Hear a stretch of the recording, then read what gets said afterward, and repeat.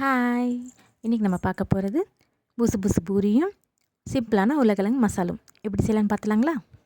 2 cup கோதுமை மாவு, தேவையான அளவு உப்பு, 2 ஸ்பூன் வெள்ளை ரவை, 1 பிஞ்ச் சுகர் எல்லாம் சேர்ந்து நல்லா கலந்து விட்டுருங்க. கொஞ்சம் கொஞ்சமாக தண்ணி சேர்த்து பூரி மாவு பதத்துக்கு பிசைஞ்சிக்கோங்க.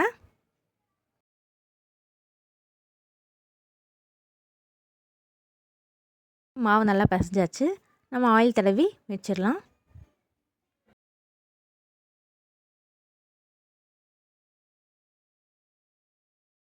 மாவு ரெடி. நம்ம இதை குட்டி குட்டி பால்ஸாக உருட்டி வச்சுக்கலாம். உருட்டி வச்ச பால்ஸை இப்போது தேய்ச்சி எடுத்து வச்சாச்சு. அது உருளைக்கிழங்கு மசால் எப்படி செய்யலான்னு பார்த்துலாங்களா? 4 உருளைக்கிழங்க வேக வச்சு எடுத்து வச்சுக்கோங்க. தாளிப்புக்கு நீல வாக்கில் கட் பண்ண 2 வெங்காயம், ஒரு கொத்து கருவேப்பிலை, ஒரு பச்சை மிளகாய். கடாய் வச்சுக்கோங்க. தேவையான அளவு எண்ணெய் ஊற்றிக்கோங்க. எண்ணெய் நல்லா சூடானதும் 1 ஸ்பூன் கடலைப்பருப்பு, 1/2 டீஸ்பூன் கடுகு, நல்லா பொரிஞ்சதும் ஒரு கொத்து கருவேப்பிலை சேர்த்திக்கோங்க.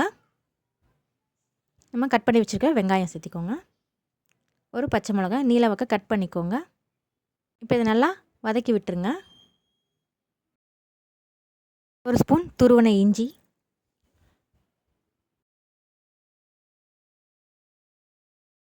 இப்போ நல்லா பொன்னிறமாக வதங்கிருச்சு. இப்போ நம்ம வேக வச்சுருந்த உருளைக்கிழங்கு சேர்த்துக்கலாம்.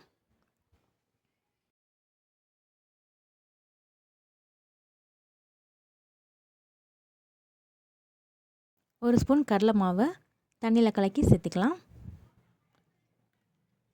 தேவையான அளவு தண்ணி ஊற்றிக்கோங்க. மஞ்சள் தூள், தேவையான அளவு உப்பு, நல்லா ஒரு வாட்டி கலந்து விட்டுக்கோங்க. கலருக்காக கொஞ்சோண்டு சில்லி பவுடர் சேர்த்துக்கிறேன். பச்சை மிளகாய் விழுது 1 ஸ்பூன். நல்லா ஒரு வாட்டி கலந்து விட்டுருங்க. பச்சை வாசனை போக நல்லா கொதிக்கணும். நல்லா கொதிச்சிருச்சு. அவ்வளோதான், நம்மளோட மசால் ரெடி ஆயிடுச்சு.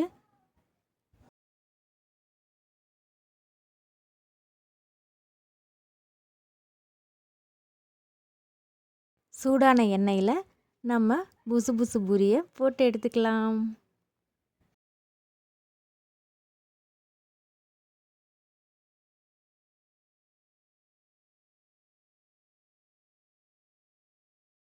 அவ்வளோதான், நம்மளோட புசு புசு பூரியும் சிம்பிளான உருளைக்கிழங்கு மசாலும் ரெடி ஆயிடுச்சு.